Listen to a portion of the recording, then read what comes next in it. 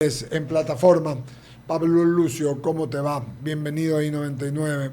Quería empezar saludándote y Perdón. Un sí, abrazo a todos. Disculpa, estaba no, no, apagado el micrófono. sí, no Un te saludo a preocupes. todos. Sí, gracias Pablo Lucio.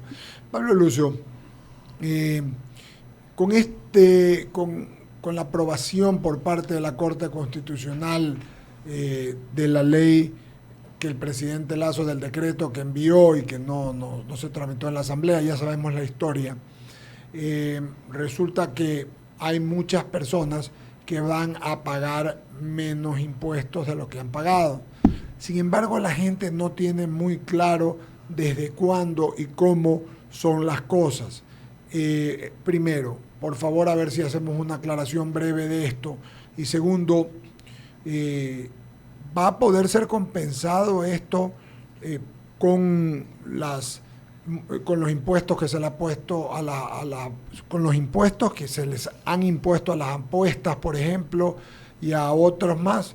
¿Se puede con esto complementar el hecho de que se quitó por un lado, me parece que en beneficio de la colectividad, pero alcanzará solamente con este valor que te repito, van a pagar las impuestas y demás, las apuestas y demás? Sí, sí, sí. A ver, algunos comentarios generales y otros más específicos sobre este tema. Lo general, a mí me parece que en el Ecuador seguimos con esta tendencia de que cada año o año y medio hay una nueva reforma tributaria, ¿no? En los últimos 15, 20 años ha sido así. Y no me sorprendería que el próximo gobierno, el que entre en noviembre, el año próximo, también haga alguna propuesta de reforma tributaria. Es muy malo, porque en definitiva los impuestos es una de las cosas que uno más calcula en la vida para mirar hacia el futuro. Y si te cambian cada año, entonces no está bien, ¿no? La segunda cosa es que igual me sorprende que este gobierno hace año y medio, 2 años, le pareció bien subir el impuesto a la renta y lo justificó, y ahora un año y medio después hace lo contrario y también dice que está bien y lo justifica. Yo no entiendo cómo en tan poco tiempo se puede justificar dos cosas tan extremas, ¿no? Entre paréntesis sería como en un año y medio, ni siquiera en 1000 años, pero digamos en año y medio uno pasa de ser hincha de la Liga al Barcelona o de Barcelona a la Liga. No, eso no puede darse, ¿no? Sí, señor. Eso no existe en la vida. Es verdad. Eh, entonces, te digo, ya volviendo a lo serio, no tiene mucho sentido que se justifique dos cosas tan diferentes en un año y medio, pero bueno, ya está dado.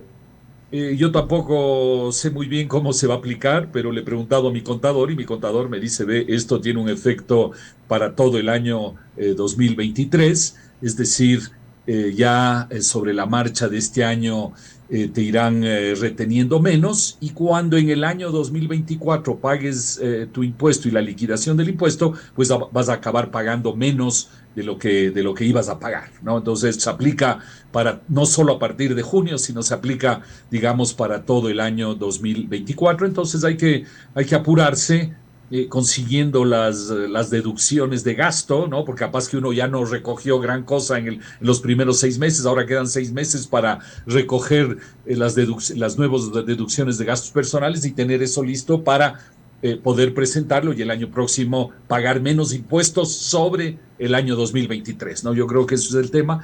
Ahora, sobre todo, otra pregunta de si se podrá compensar. Francamente, de lo que habla el gobierno es de una reducción de impuestos del orden de 180 millones de dólares, es el cálculo del gobierno. Y francamente, en un presupuesto de cerca de 30.000 millones, honradamente no creo que 180 millones sea una cifra grande que puede distorsionar el presupuesto, y por eso yo digo, este cambio está bien, son 180 millones, está bien porque creo que el alza de hace 2 años fue excesiva, pero son 180 millones que ni cambia al país, ni en bien ni en mal le cambia radicalmente al país. O sea, está bien que se lo haya hecho, pero no cambia radicalmente ni al país, ni a las finanzas públicas, ni nada. Más bien yo te diría que en tema de finanzas públicas hay otros temas que son más importantes, ¿no? Por ejemplo, todos los gastos que vamos a tener que incurrir por el fenómeno del niño. Vamos a tener, ¿de dónde vamos a sacar? El precio del petróleo ha caído, el año pasado fue $90, este año digamos que estemos alrededor de los 90. Luego hay esta consulta popular sobre el Yasuní, que si gana el sí, entonces ya no se va a poder explotar el petróleo del Yasuní, y en consecuencia y en consecuencia habrá menos ingresos. Entonces esos temas, Yasuní, el precio del petróleo, fenómeno del niño, etcétera, son más importantes que la reforma tributaria. Y tienes mucha razón, Pablo Lucio. Sin embargo, hay muchas preguntas, sobre todo los profesionales y los que fueron afectados por el mismo, y por eso te lo pregunté. No, claro, claro. Sí, tratemos dos temas breves, rápidos, así con la misma didáctica y rapidez y dinámica que hemos tratado. ¿Por qué el riesgo país sigue tan alto, Pablo Lucio Paredes? Mira, la razón es muy sencilla.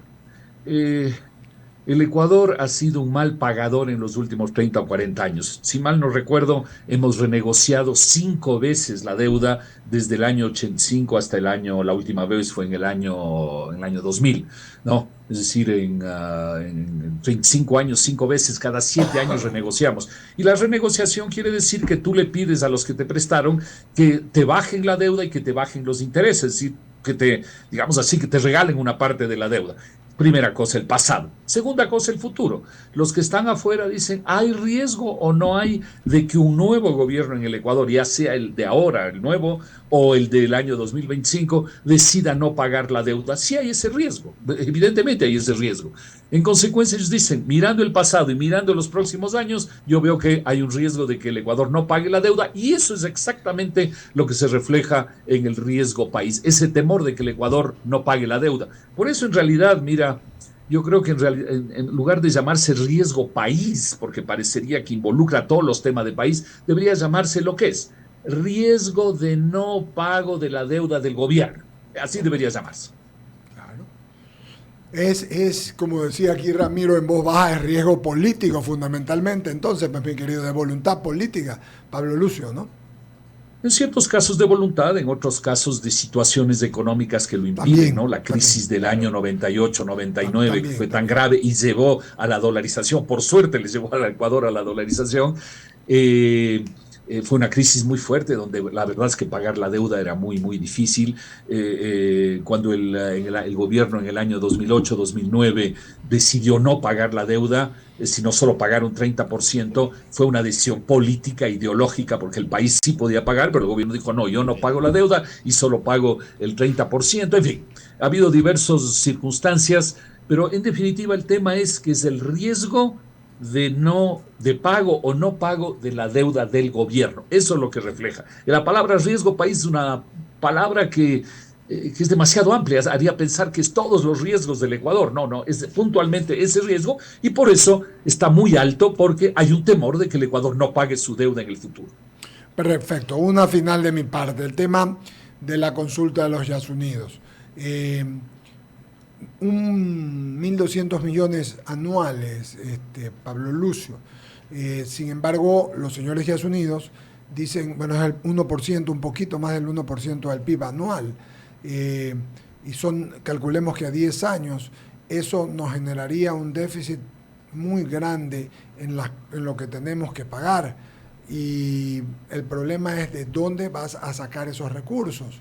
Porque yo entiendo perfectamente el tema ecológico y que sin el tema medioambiental no tenemos vida, pero también entiendo que, como dice un querido amigo que está aquí a mi derecha, dice, la plata no lo es todo, pero ¿cómo ayuda? Así que las dos cosas son reales, ¿no? Sí, sí, yo creo que las dos cosas son reales. Yo creo que lo que dice la gente de defensa de la naturaleza y del entorno humano, digamos, de la Amazonía, es muy válido.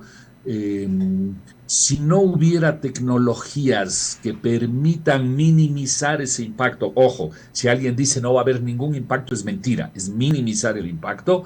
Entonces yo diría, sí, si no podemos minimizar el impacto, no lo hagamos, pero hay tecnologías que permiten hacerlo. En consecuencia, sí se puede minimizar ese impacto y potenciar el lado económico. Y también hay que estar conscientes, obviamente, 1.000 millones de dólares al año, podrá ser un poco menos, podrá ser un poco más, no importa, como tú dices, en 10, 15 años serán 10.000, 15.000 millones de dólares y probablemente hay un mayor potencial ahí, pero digamos 10.000, 15.000 millones, no es que eso va a cambiar el país, no es que uno dice, con eso el Ecuador ya está en Marte, no, no, no, eso no, 1.000 millones al año, un poco más, un poco menos, no es una cosa del otro mundo, pero es dinero que ayuda si es que se lo utiliza de manera sensata, ¿no? Y yo he insistido mucho, y aquí creo que hemos conversado el tema alguna vez, yo creo que una de las formas sensatas es coger ese dinero, de preferencia todo, pero al menos una parte, y con eso apuntalar el sistema de seguridad social, perdón, el sistema de jubilación. Sería una buena manera de transformar un activo de todos los ecuatorianos, que es el petróleo, y convertirlo en un activo de casi todos los ecuatorianos, que es la jubilación. Ramiro Cepeda Alvarado, sigue. Hola Pablo Lucio, ¿cómo va? ¿Cómo vas? Bien, verdaderamente el que se candidatiza a la presidencia y se siente Carondelet este año es un suicida. Con toda la descripción de lo que está pasando en carácter económico y que pueda tener consecuencias. Vamos al niño, vamos a la baja de impuestos que va a provocar mucho de la situación económica que está viviendo el Ecuador. Lo del niño está apuntando a camaroneras, a bananeras, que son rubros importantes de exportación del Ecuador. Es innegable. El que se siente tendrá que gobernar con el presupuesto aprobado de este año y casi prorrogado el próximo año con el mismo, porque no hay asamblea, porque no va a poder presentar un presupuesto y porque se vienen otras elecciones inmediatamente. Es decir, está amarrado. Es casi como una persona amarrada que le dicen gobierna en un país así. Es un suicida. Resulta, ¿qué hacer económicamente sino simplemente hacer flotar una barca? Porque darle rumbo, Pablo Lucio, con esta clase política que tenemos y con estos candidatos que tenemos, que vamos a tener un presidente por exclusión y no por decisión, es grave para el país. Sí, pero yo te diría que no es la primera vez que sucede, ¿no es cierto? En casi todas las elecciones uno dice, ¿por qué hay tantos políticos que quieren meterse al gobierno? Parece un suicidio, no es la primera vez. Tampoco es la primera vez que decimos, yo no voto a favor de alguien, sino en contra del otro, ¿no? O sea, por exclusión, como tú dices. Entonces, nada de eso es tan nuevo, digamos, y el Ecuador ahí sigue dándole dentro de eso, ¿no? Pero yo creo que lo importante es que el gobierno de 18 meses, que va a ser, ¿no es cierto? Aunque en 15 meses ya habría una elección otra vez, pero digamos el gobierno durará 18 meses. Yo creo que hay 3 o 4 cosas que puede avanzar, y si logra avanzar en esas 3 o 4, ha hecho un gobierno razonable para el tiempo, ¿no? Uno, atacar el tema de la inseguridad. Yo no sé cómo solo hace, pero me imagino que los que saben dicen en 18 meses sí se puede no acabar con el tema, pero sí se puede avanzar, empezando por algo que uno por sentido común dice, ¿y cómo no se hace? Que es el control de las cárceles, ¿no? En las cárceles se han vuelto, creo, el centro de operación de las mafias, y uno dice, ¿por qué no se las puede controlar mejor?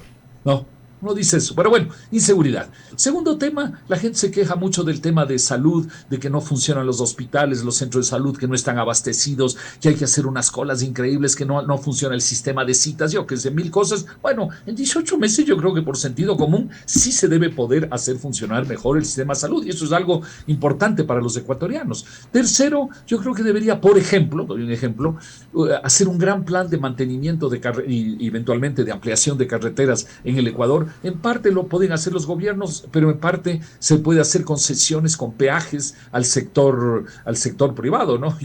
Yo vivo en Quito, pero siempre menciono la vía Guayaquil-Machala, que sobre todo en la parte del Oro, hasta hace poco tiempo, al menos no sé si habrá mejorado, hasta hace poco tiempo atrás era una vergüenza.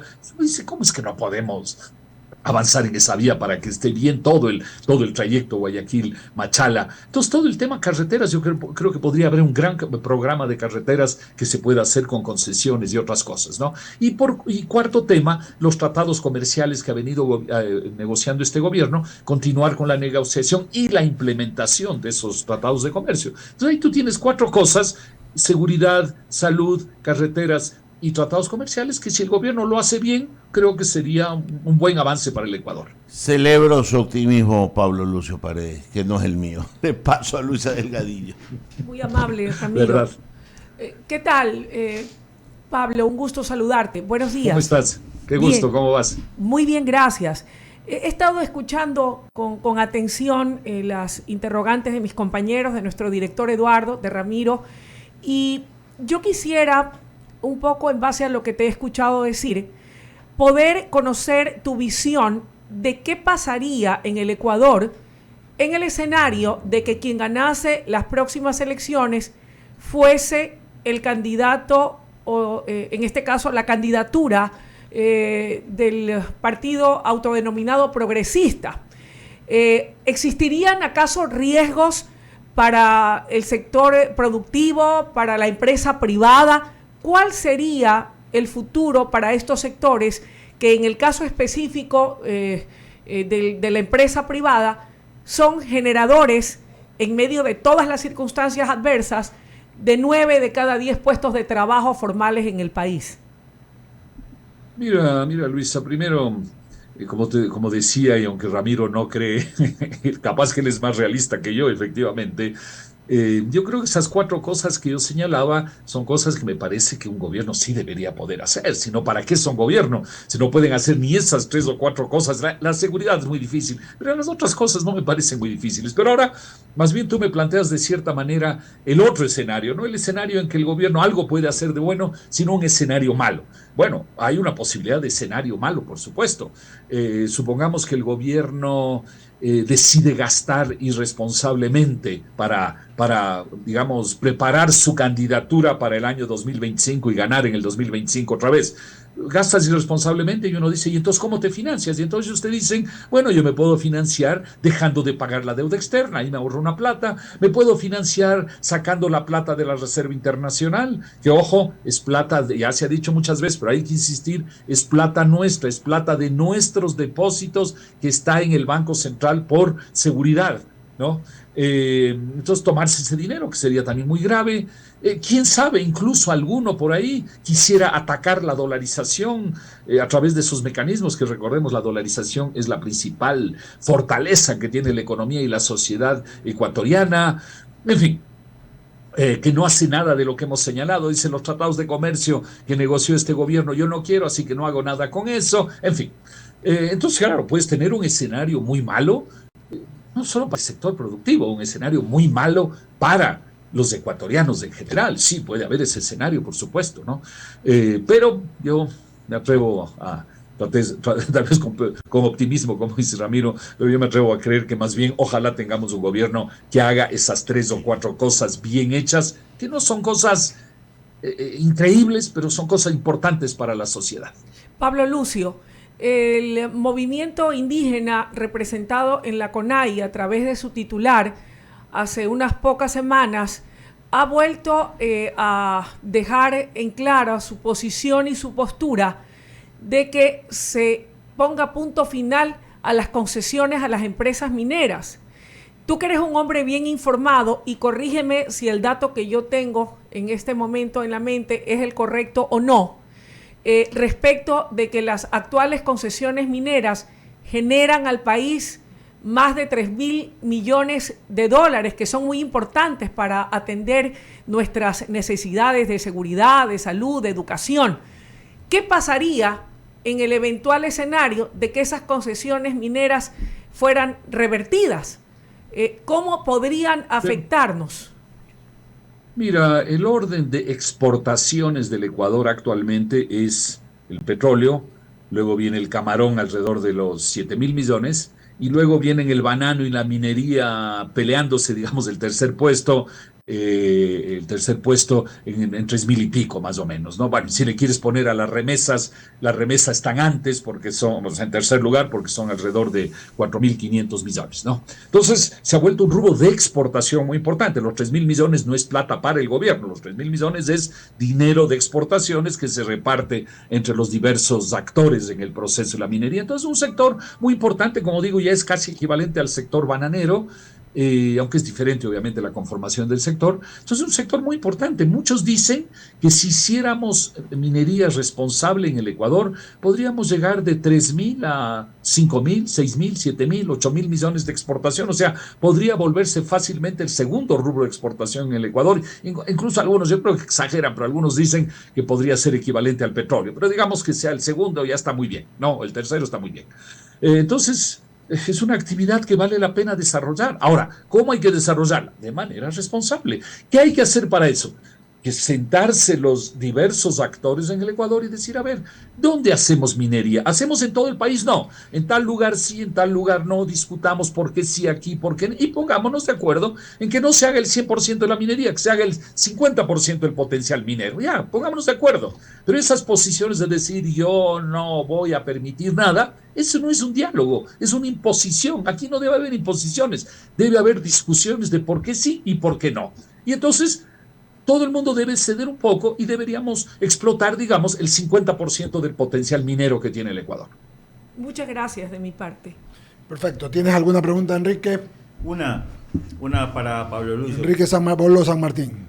Pablo Lucio, deberíamos preocuparnos por que se respeten los acuerdos comerciales, porque en una de las columnas que leí, usted señalaba, entre otros puntos, y sobre todo que la próxima asamblea le dé continuidad a los mismos.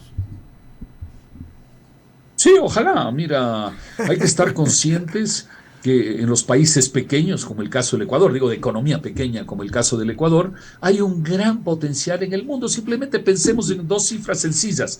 En el mundo hay 7.000 millones de habitantes, en el Ecuador hay 18 millones, entonces ahí hay un gran potencial. Es como si tú estás en un pueblito en cualquier parte en el Ecuador, en una pequeña ciudad, y dices, yo me quedo solo vendiendo en la ciudad o en el pueblito, o yo me expando a la provincia, me expando al país. Bueno, aprovechar oportunidades es una buena cosa. Y la otra cifra es que el PIB del Ecuador, o sea, el tamaño de la economía ecuatoriana es 100.000 millones de dólares, más o menos. El tamaño de la economía mundial es 95 billones de dólares. Entonces, ve la diferencia. Entonces, ahí hay oportunidades que aprovechar, ¿no? Entonces, los países pequeños necesitan aprovechar las oportunidades y los tratados de comercio están para eso. Entonces, por eso digo, una de las cosas que debe suceder en el próximo gobierno es que se continúe la negociación, que la Asamblea apruebe, que se implemente, etcétera, etcétera, estos tratados de comercio. Si no, otra vez vamos a quedarnos atrás de los demás países que sí tienen esos tratados. Y mira, simplemente veamos el caso de los Estados Unidos, que es complicado. Porque los propios Estados Unidos con el presidente Biden no están queriendo hacer estos tratados, pero el Ecuador sigue intentando. Hay productos ecuatorianos que en los Estados Unidos pagan 20, 25, 30, 35% de aranceles, ¿no? Entonces, esos son barreras muy grandes a poder vender nuestros productos, ¿no? Pedro Lucio, algo final. Me escribe Eduardo Salgado, un querido amigo, y me pregunta, que te salude, me dice, ¿qué opina de que en vista de posible recesión debido al efecto de fenómenos del Niño, a pesar de las elevadas tasas de interés internacionales, debería el nuevo gobierno ver la manera de ofrecer tasas de interés a corto, a mediano y largo plazo a través de la banca pública e incentivar la competencia en el sistema financiero, en donde complica el techo de las tasas de interés y pues un sistema parecido, dice, al de Panamá, donde las tasas de interés son bajas? ¿Qué piensas, Pablo Lucio? Mira que de hecho el gobierno tiene sus planes, que es a través del crédito atender a ciertos grupos en la sociedad, y normalmente el Estado debe atender a la gente de menos recursos, a la gente que tiene menos acceso al crédito, etcétera. No está hecho para atender a las empresas medianas o grandes, sino a los que más necesitan.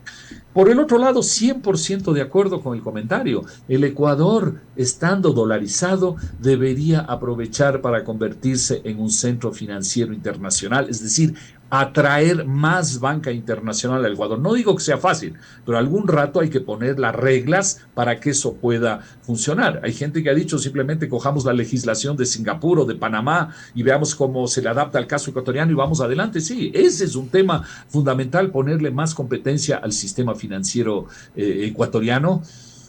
Incluso hay una propuesta concreta del Instituto Ecuatoriano de Economía Política de doña Dorita de Ampuero, que la hicieron hace años, ya 2, 3, 4 años esa propuesta. Hay que tomarla, pero no le he mencionado porque me parece que probablemente en el clima de 15 meses, 18 meses del próximo gobierno, no vamos a enfrentar las reformas como esa reforma financiera, como la reforma laboral, como la reforma de la seguridad social, como la reforma del Estado en general. Me parece que no lo vamos a enfrentar, pero si de pronto el próximo gobierno pudiera enfrentar esas cosas, cuánto mejor, ¿no? Yo estaba poniendo así un poco las cosas mínimas que podía hacer el gobierno, e incluso poniendo las cosas mínimas, Ramiro me dijo que estoy demasiado optimista. Sí. Pablo Lucio, agradecerte tu amabilidad y tu gentileza. Queda claro. Listo. Bien peinado, te mando un abrazo. Seguimos conversando. Buenos días. Abrazo a Muchas todos. gracias. Muy bien. Pablo Lucio Paredes, querido amigo, especialista en economía, editorialista de Diario El Universo. ¿Qué fue eso de bien peinado que le dijo? Ah, Sí, está pelado. no, dije. Dijo bien peinado. Bien peinado el sistema. Es ponerle un poco de humor, abogado. Yo sí sabía lo que sí, decía. sí. Sí, Muy lo bien. capté. Sí. ¿Qué le parece si dejamos que vos lo haga la Haga mención la pública? mención, abra Abra el espacio. espacio. Vive en Narcisa Club, urbanización privada con seguridad 24 horas.